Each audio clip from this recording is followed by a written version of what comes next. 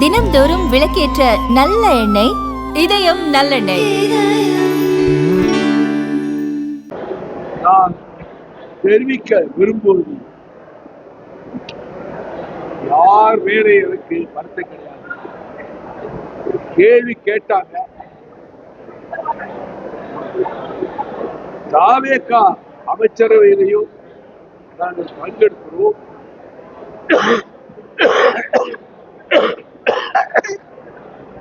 திராவிட முன்னேற்ற கழக கூட்டணியிலும் தொடர்கிறோம். தாவேகாவும் திமுகவும் அகில இந்திய அளவில் ஓரணிக்கு வர வேண்டும் என்று மதிப்புக்குரிய விடுதலை சிறுத்தைகளின் தலைவர் என் அன்பு சகோதரர் திருமாவளவன் சொன்னார்கள் என்ற செய்தி எனக்கு தூக்கி வாரி போட்டது. வடதுருவமும் தென்துருவமும் சேர முடியுமா? திமுக கூட்டணியிலே இருந்து அமைச்சர்களை பங்கெடுக்க முடியும் அப்படின்னு நினைச்சதுனால நான் அதிர்ச்சியா இருந்ததுனால இந்த மாதிரி கருத்தை சொன்னா நோபல் பரிசு சொன்னேன். அவரை புண்படுத்த வேண்டும் என்ற நோக்கமில்லை. அவர் அரசியலில் வளர வேண்டும் என்று என்னால் இயன்ற அத்தனை விதமான நிகழ்வுகளிலும் உதவி இருக்கிறேன்.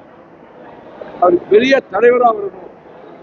இந்த ஒடுக்கப்பட்ட மக்களுக்கு அவர்தான் ஒரு நம்பிக்கை நட்சத்திரம் என்ற முறையில் 15 ஆண்டுகளுக்கு மேலாக அவருக்கு ஊக்கமளித்துத்தான் இருக்கிறேன்.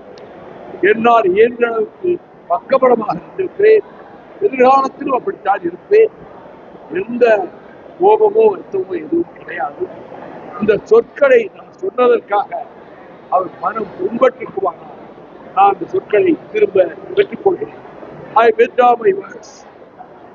எனக்கு இம்மி அளவு ஒரு பிட்டர்னஸ், ஒரு கசப்பு எதுவும் எழுச்சி தமிழர் மேல கிடையாது.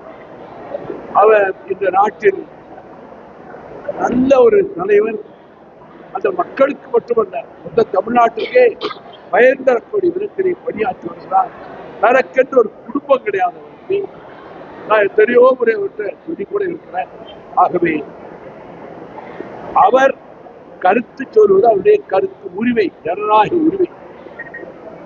அந்த ரியாக்ட் பண்ணது அவர் ஊன் பண்ணி இருந்தா அதுக்காக சொன்ன விட்டாமல் என்னுடைய வருத்தத்தையும் தெரிவித்தார்.